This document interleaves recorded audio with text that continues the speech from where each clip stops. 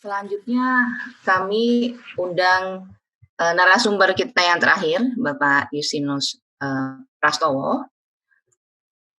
Kami perkenalkan sekali lagi, Bapak Yusinus Prastowo ini pada saat ini beliau adalah staf khusus Menteri Keuangan bidang komunikasi strategis dan juga Direktur Eksekutif Center for Indonesia Taxation Analysis.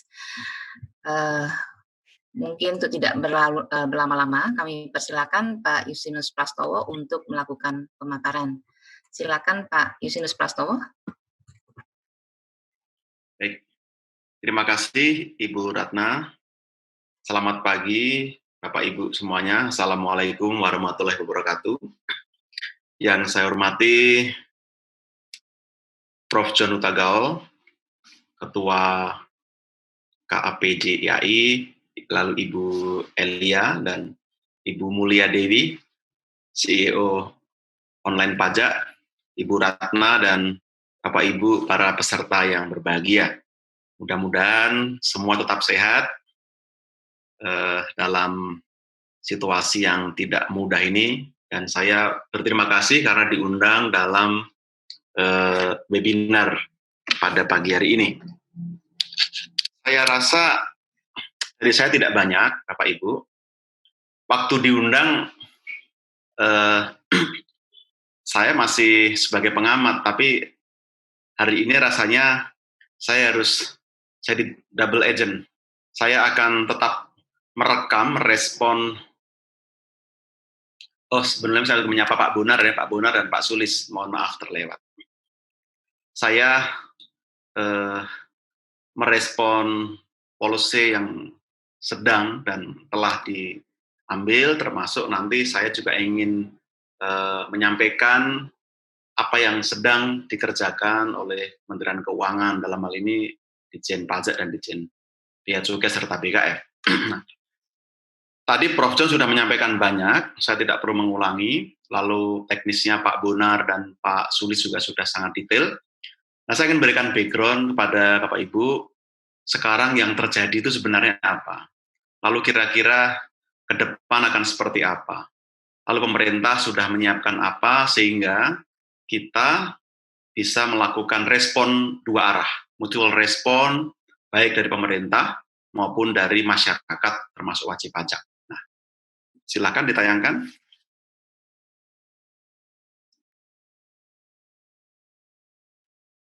Ya. Bapak Ibu, ini kondisi global. Memang ini suatu yang tidak mudah ya. Lembaga pemeringkat, lembaga internasional seperti JP Morgan, lalu Economist Intelligence Unit, Fitch, dan IMF membuat prediksi kira-kira pertumbuhan global tahun ini akan berapa. Nah, ada di kisaran minus 1,1% sampai dengan minus 3%. Artinya tidak ada lembaga yang memprediksi pertumbuhan ekonomi global itu plus atau positif. Artinya memang kita sedang menghadapi situasi krisis. Tapi kabar baiknya, Indonesia sendiri diprediksi oleh lembaga-lembaga itu punya pertumbuhan yang relatif lebih baik.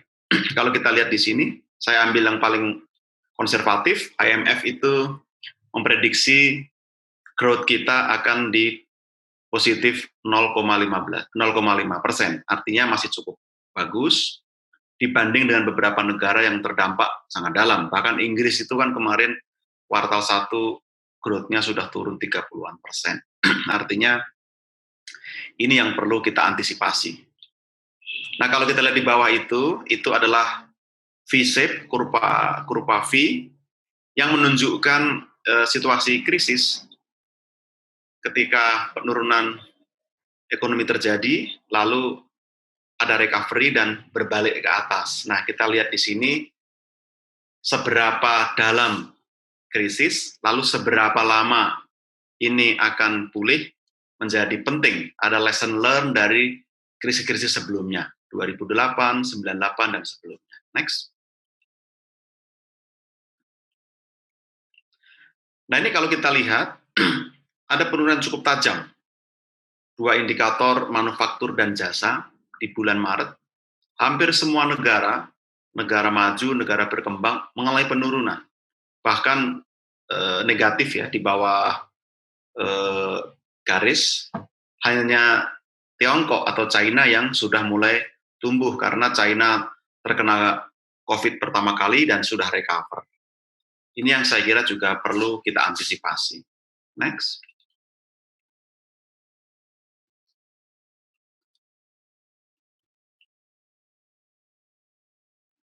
Ini balik ke depan. Next. Ya, next saja. Ya. Nah, sebelumnya. Ini kita lihat respon beberapa negara dalam rangka kebijakan fiskal. Kita lihat di sini Indonesia masih tergolong menengah ya, below middle untuk insentif. Ini berdasarkan jumlah atau nilai paket stimulus dibandingkan dengan total PDB. Negara seperti Australia, Singapura, Amerika itu termasuk Malaysia cukup tinggi 10%.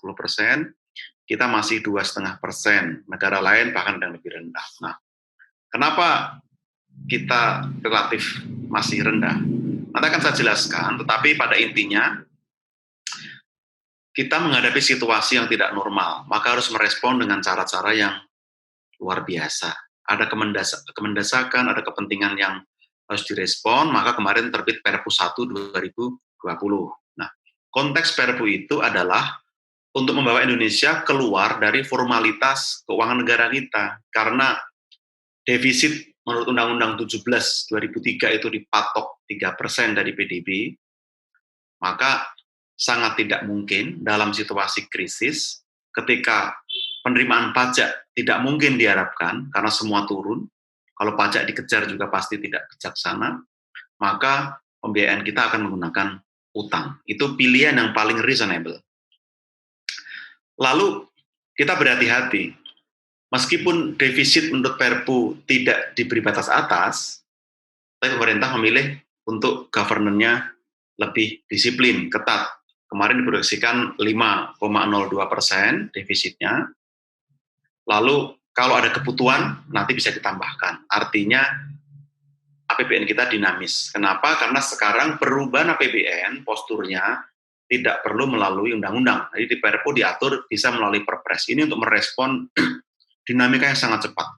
Tiap hari itu angka bergerak, kebutuhan itu bertambah, kesehatan, industri, bansos dan sebagainya. Maka kita perlu keleluasaan seperti itu. Next.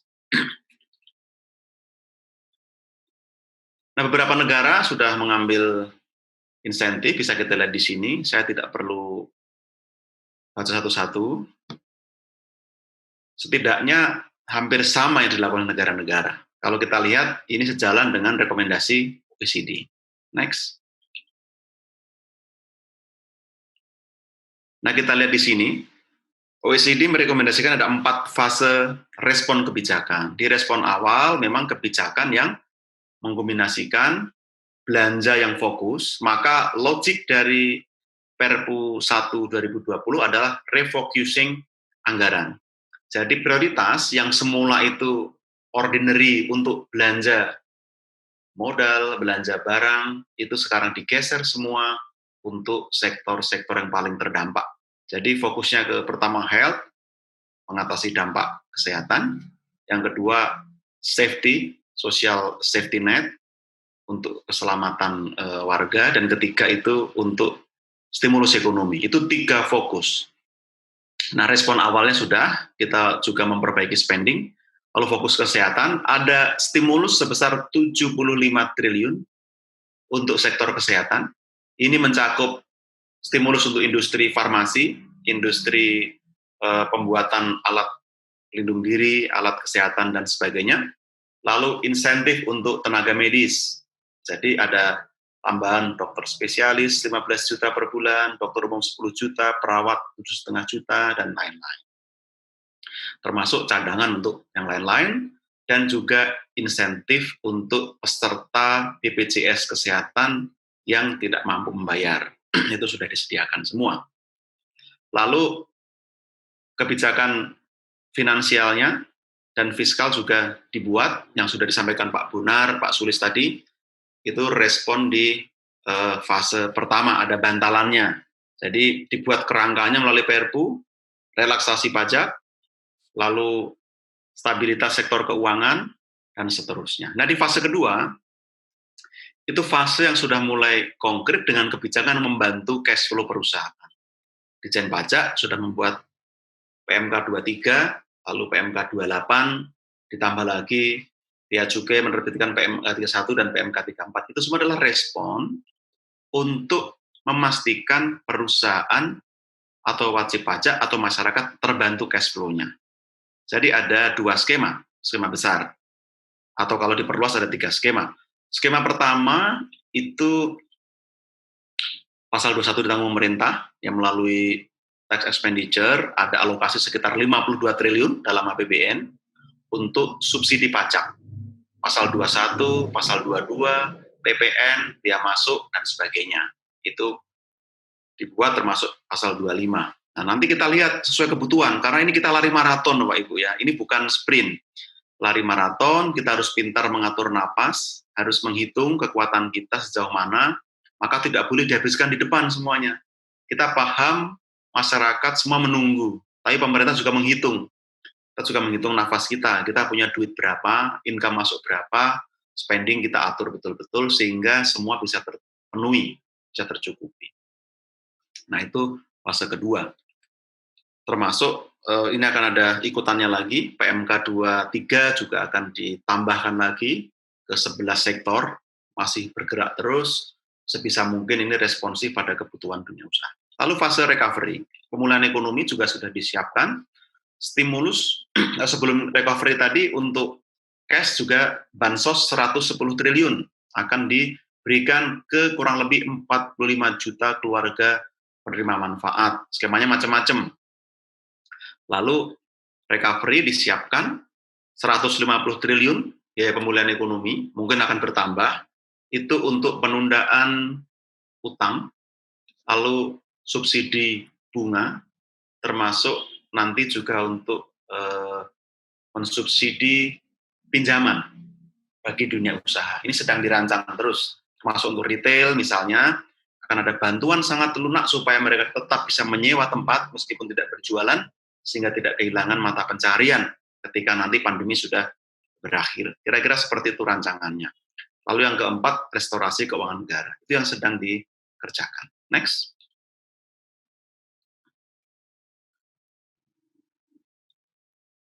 Next.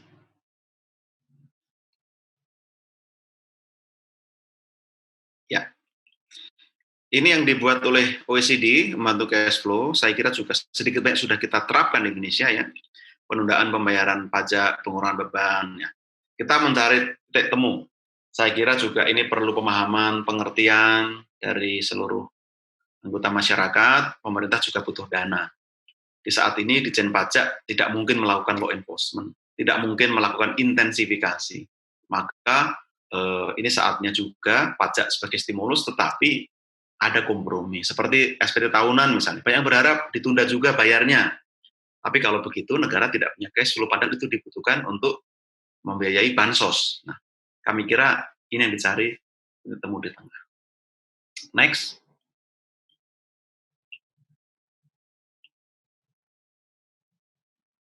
Next saja.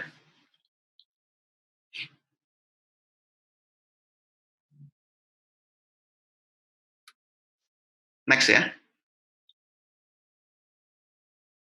Next saja. Next saja. Terus, ya ini beberapa juga yang direkomendasikan OECD, saya kira juga sudah kita lakukan, termasuk APD. Nah, sebelumnya.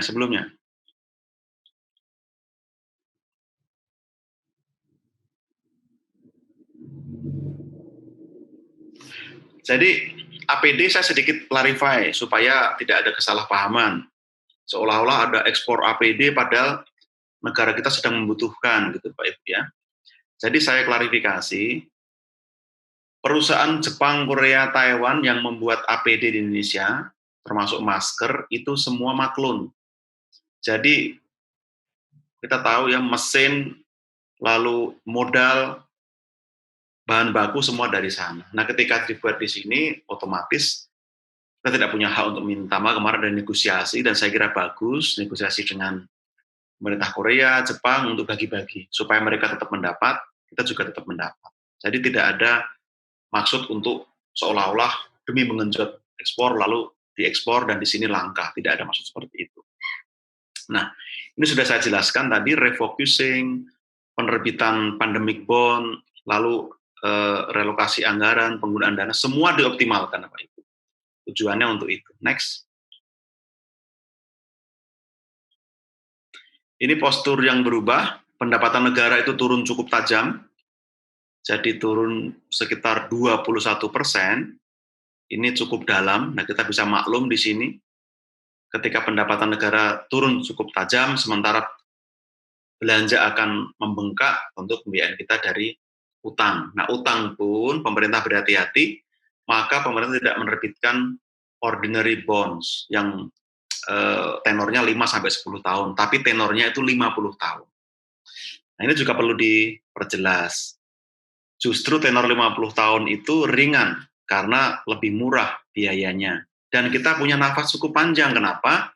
Karena kita perlu recovery, setelah kita recover, kita punya uang yang cukup untuk melunasi utang itu. Jadi kalau utangnya jangka pendek, tenornya normal, justru akan memberatkan kita.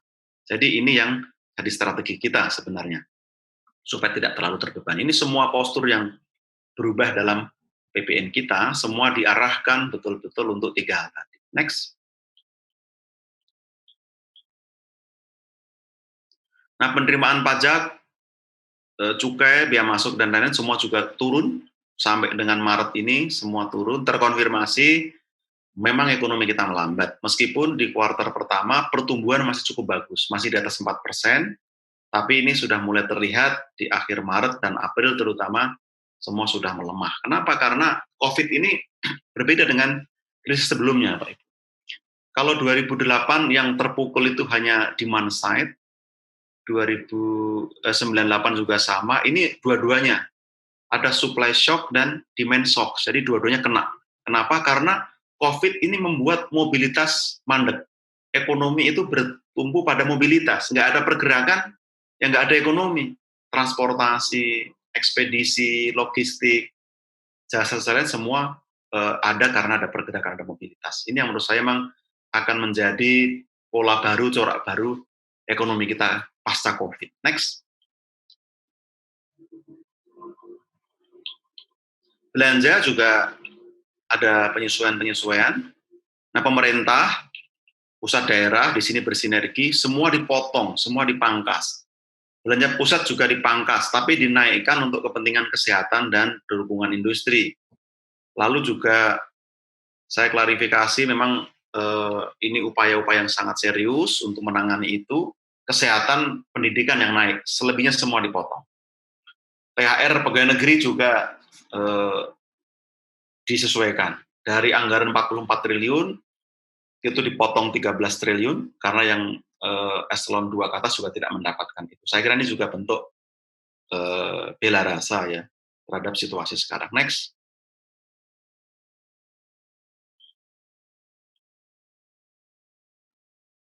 Nah, PBN saya kira Bapak Ibu juga sudah melihat, ini pencapaian sampai Maret relatif bagus sebenarnya sampai Maret, hanya saja ini belum memperhitungkan dampak COVID ini akan beratkan di masa-masa berikutnya. Lanjut, sedikit lagi. Nah, lalu kebijakan fiskal akan seperti apa? Ini yang tadi saya sampaikan, Bapak Ibu, ada penghematan 190 triliun, realokasi 55 triliun, lalu stimulus itu sudah 2 paket ya, lalu akan berlanjut lagi, totalnya 405 triliun. Ini tentu belum cukup, akan menambah, ditambah sesuai kebutuhan, tapi dipastikan ini akan mengikuti kebutuhan real, jangan semua dibuka di depan, nanti moral hazardnya akan tinggi. Nah, sektor moneter juga mendukung penurunan suku bunga, lalu giro wajib minimum ini akan membuat bank punya likuiditas sampai 102 triliun sehingga bisa untuk mendukung pembelian surat berharga dan lain-lain. Pemerintah juga berkomitmen pembiayaan akan dipermudah, KUR dan ultramikro itu ditunda 6 bulan.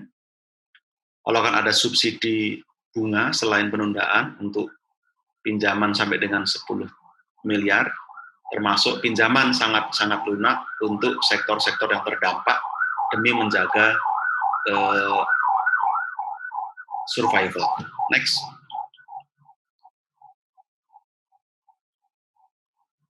Ini stimulus yang sekarang ada, Bapak Ibu ya.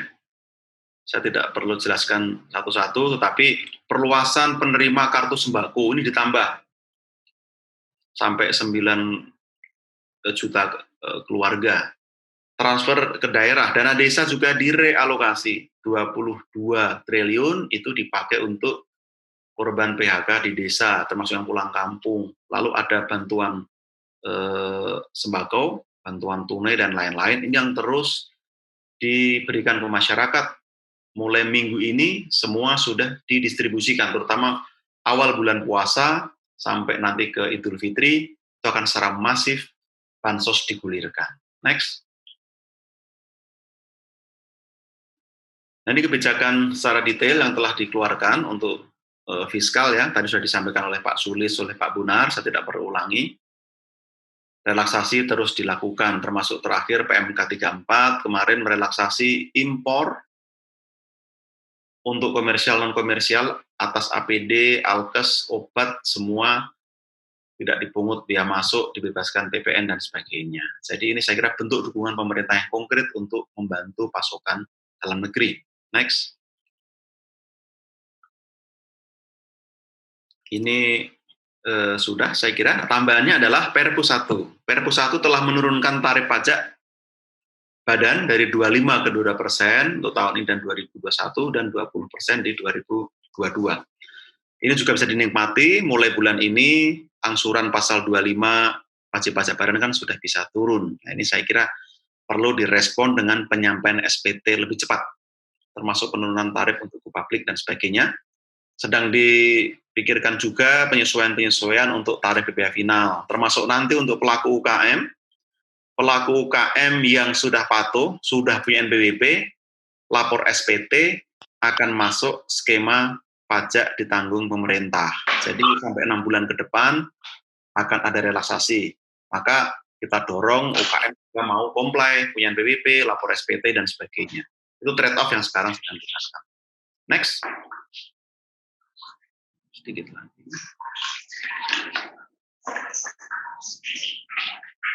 Ini rincian silakan saya jelaskan dari depan. Nah, yang menarik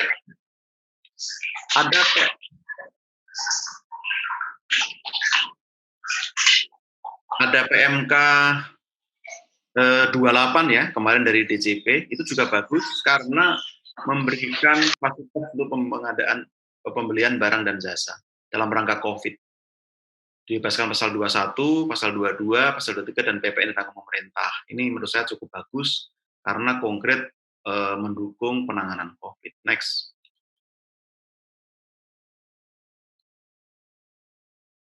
Ini sudah saya jelaskan, next saja.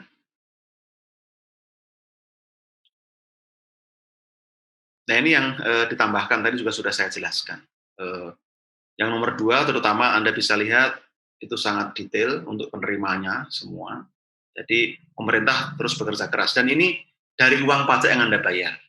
Jadi pemerintah hanya sebagai kasir saja, numpang lewat terus dibelanjakan. Mohon bantuan juga ini diawasi karena masih ada kemungkinan mistargeting, ada salah sasaran dan lain-lain. Ini juga terus-menerus perbaiki datanya. Next. Oh, cukup. Jadi itu Bapak Ibu dapat saya sampaikan. Terakhir saya ingin mengatakan seperti ini. Ini tadi semacam lari maraton, cukup panjang, maka saya paham banyak orang yang tergesa-gesa, buru-buru ingin mendapatkan insentif depan. Kapan kami dapat? Mari kita percaya, pemerintah memastikan terus melakukan inventarisasi, sudah ada long list, ada short list, sektor mana yang butuh, dan sebagainya. Nah, ke depan juga akan makin diperluas, harapannya kita sama-sama bisa bersinergi. Ini yang penting. Nah, saya juga minta masukan Bapak Ibu. Kalau ada sektor yang tercecer atau skema seperti apa yang itu bagus, kita sedang membuat listnya supaya jangan sampai yang tercecer. Misalnya, penurunan tarif itu dinikmati yang untung dengan ada laba fiskal. Bagi yang tidak, bagaimana? Ada usulan bagaimana kalau benefitnya kompensasi kerugian bisa ditambah untuk yang mengalami kerugian. Jadi 5 tahunnya dihitung ketika dia mulai untung, atau nanti ditambah 5 tahun menjadi 7 tahun. Nah, semua usulan ini saya kira bagus untuk disampaikan, lalu nanti akan diformulasikan mana yang fit in dengan grand design policy fiskal yang sedang diambil. Kami kira itu yang dapat saya sampaikan, nanti bisa kita diskusikan. Terima kasih, saya kembalikan kepada Bu Ratna. Wassalamualaikum warahmatullahi wabarakatuh. Ya, terima kasih Pak Pras atas pemaparannya. Beberapa hal yang bisa kita note dari pemaparan Pak Pras bahwa COVID-19 merupakan pandemi global yang mempengaruhi secara signifikan ekonomi di banyak negara dan dunia secara keseluruhan. Kemudian untuk pencegahan krisis ekonomi, masing-masing negara memberikan stimulus ekonomi berupa kebijakan moneter dan juga kebijakan fiskal. Kemudian juga Indonesia sendiri melakukan kebijakan fiskal, diantaranya melalui fasilitas perpajakan, sebagaimana tadi telah dipaparkan oleh Pak Sulis dan Pak Bonarsius.